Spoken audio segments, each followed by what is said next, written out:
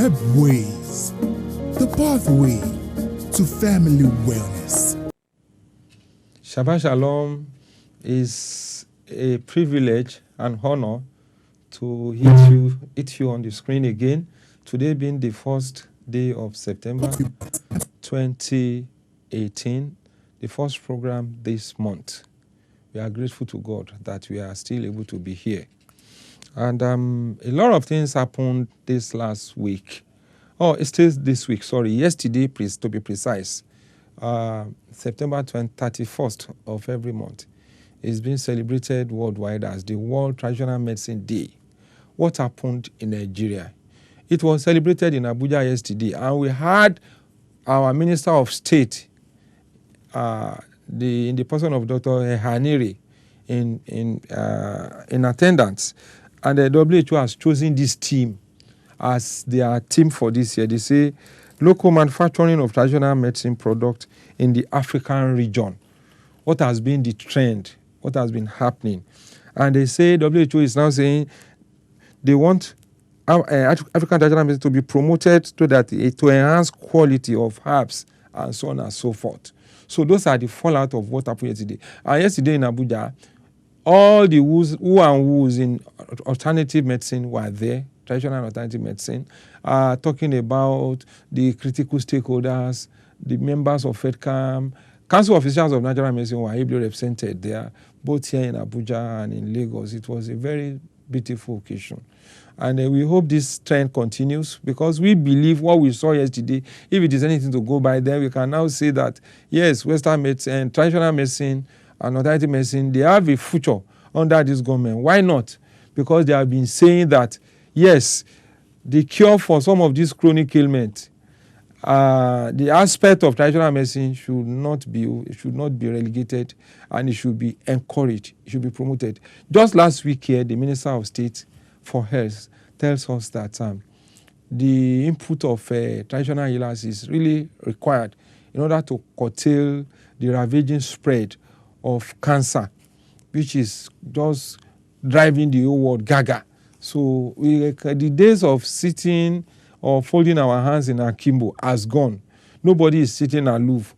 All hands has to be on deck. So that was what happened yesterday. So, and I think that is going to be our focus today. Traditional medicine in Africa, the development, the trend, and so on and so forth. I'm not going to be the only one that will be talking about this today. I have a special guest in the house today.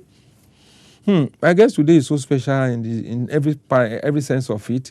For starters, she read Pharmacognosy. I know more of you will find it difficult to really pronounce that word, Pharmacognosy. What has that got to do? You'll be wondering. So she's here today, and apart from that, she's also a member of the Council of Physicians of Natural Medicine. She's a lecturer. She's one of the fastest growing practitioners of alternative medicine. She attended our school in Lagos, and ever since she has been growing, I mean FEDCAM, and she has been growing. And she has even gone into production of so many remedies.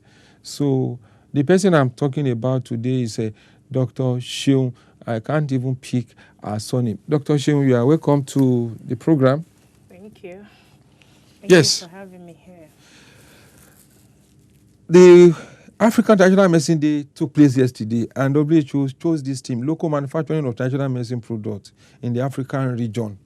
What would you say has been the challenges? You are a manufacturer yourself. What has been the challenges of traditional medicine in Africa generally? What would you say are the challenges? Well, to start with, the challenges that faces local manufacturer of herbal medicine, they are so enormous. Firstly, we'll talk about the equipment. Yeah. We'll talk about the certification. Mm-hmm.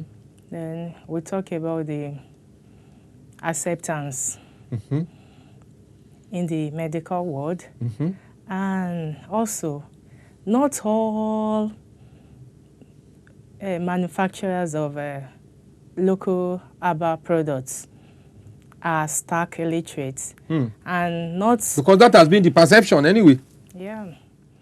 And not all of us that it's not every one of us that we don't know the mechanism of actions of all this herbal medicine. Yes. So putting all that in place, I think the medical world has to embrace herbal medicine, because herbal medicine have proved so effective in taking care of so many diseases that has been sending our people to early grave. So I would want to say the acceptance of herbal medicine in Nigeria has to take place. But we are talking about Africa generally, because that has been the theme of WHO. They are now looking at Africa, you know, for, you know, to rejig in order to take traditional medicine to its enviable heights. Okay, if you are talking about Africa generally, to start with, this may not be known to every one of us. In the standard of herbal medicine, we have African pharmacopoeia that talks about the therapeutic effects of herbal medicine. And let me start with, if you are talking about Africa in general, Ghana, in Ghana, herbal medicine is being embraced. I know that. I have been there. And in Nigeria, the percentage is still very small. Very low. Very low. Okay. In that case, you studied pharmacognosy. I'm sure a lot of our viewers at home will be wondering, what is the meaning of pharmacognosy? Can you educate us? Who is a pharmacognosy and what do they do? Pharmacognosy is the science and art of production of medicine from natural resources. When I mean natural resources, I'm talking about medicine from animal origin, plant origin, and earth minerals. So we can say that pharmacognosis is not, it doesn't only base its own thing just on plants only. Yeah.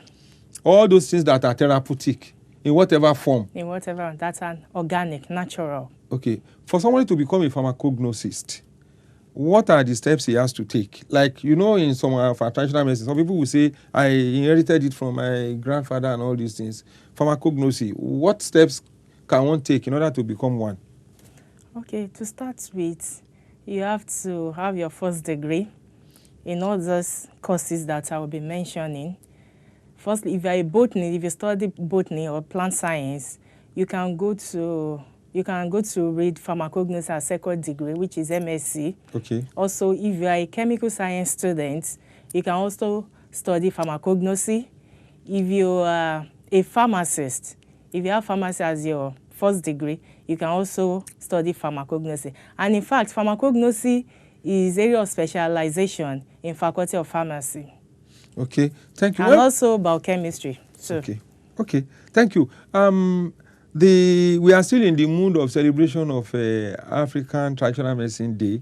And then when we come back, we are going to look at the Nigerian perspective. What has been the situation in this country, especially when we look at it from the legislative point of view, the practitioners themselves, then the general perception by the public. That is what we shall be looking at in the second segment. Stay tuned and we shall be back after this time out. Shabbat Shalom. Herbways, the pathway to family wellness.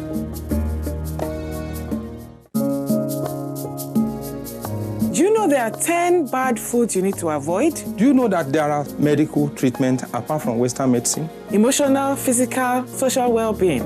Everything adds up to wellness. It's not just the absence of disease. My name is Dr. Badeniwa Sunday Adewale, a Commonwealth registered acupuncturist. My name is Titilayo Oduye. I'm a chemist, I'm a herbalist, I'm also a naturopath. We're going to enlighten you, educate you, open your eyes to things you didn't know about herbal medicine. Herbways, the pathway to family wellness.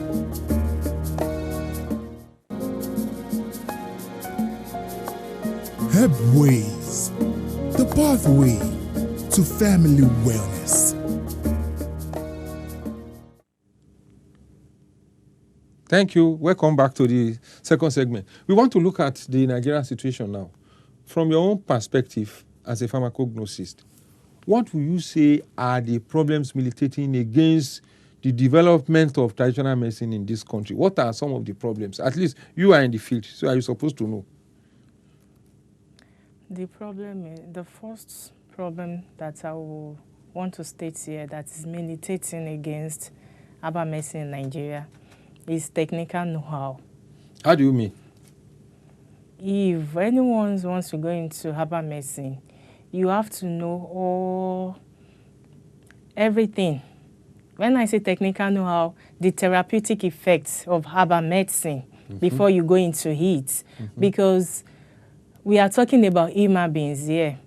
And if you are into herbal medicine, that means so many people will be coming to you for their health, for their general well-being. That's right. And no one wants to entrust their lives into your hand if you don't know it. And if you don't know it, you don't know it. Because herbal medicine has proven so effective. Talking about from the biological activities, the chemical components, it has been confirmed. So many research has been carried out to state the fact that herbal medicine are effective in taking care of all those ailments. Okay. Viewers at home have been discussing with Dr. Seun Adekunle, is a pharmacognosist and a member of Council of Physicians of Natural Medicine, to remember, I was still in the mood of World Traditional Medicine Day, which took place yesterday, and it was marked everywhere with all people giving all sorts of speeches. But I think we have even gone past the era of making speeches. It is now for action. Now, you talked about research. Up till now, we haven't gotten a school for traditional medicine in Nigeria. How do you think that thing you said, how are we going to actualize it when there are no serious training? Are we going to rely on, yes, my papa give me this, my grandpapa give me this? How long will that take somebody who is practitioner of traditional medicine if you want it to grow? Okay. Now, I'm talking from the angle of a pharmacognosist now. Okay. Now, coming it together with traditional medicine and folkloric medicine now. When I mention folkloric medicine, that means we are talking about the uses of herbal medicine from that is being passed down to us from our great-grandfather. And even as a researcher and as a scientist, before you can even venture into studying the activity of a particular medicinal plant for a peculiar or a certain ailment, you have to check in your literature review. You have to even search what has been written down about the folkloric use. So from that, let's take for instance, if you are saying a folkloric use of mango, that is, before I go into chemical components, a folkloric use of mango leaf is good for malaria. Now, as a researcher, I will now say that, okay, if it has been written and it has been compiled that mango leaf is good for malaria, then as a researcher, then I will now go into the biological activity to establish the fact, the folkloric fact, that mango leaves is being used for malaria. Okay. And having done that, and the activity proves to be positive, then why not?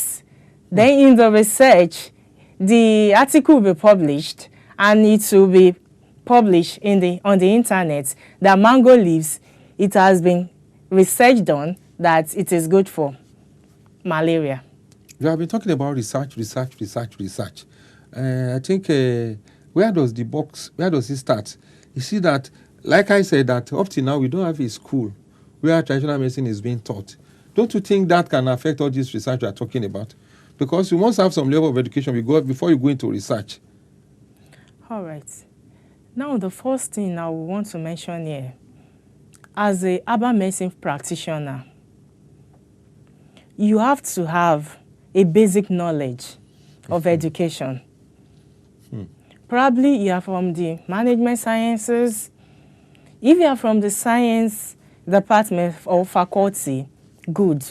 But if you are from management sciences and coming into herbal medicine, you don't have to base it on accounts or archive that has been passed to you from your forefathers. You have to go for a knowledge. You have to seek knowledge. There are schools. If there is no unified school for traditional herbal medicine for now, we have botany, study of plant science. We have pharmacognosy at the second degree level for now. And we also have some outlets, some schools that teaches some aspects of natural medicine, like acupuncture, herbal medicine, chiropractic, and what have you. Herbways, the pathway to family wellness.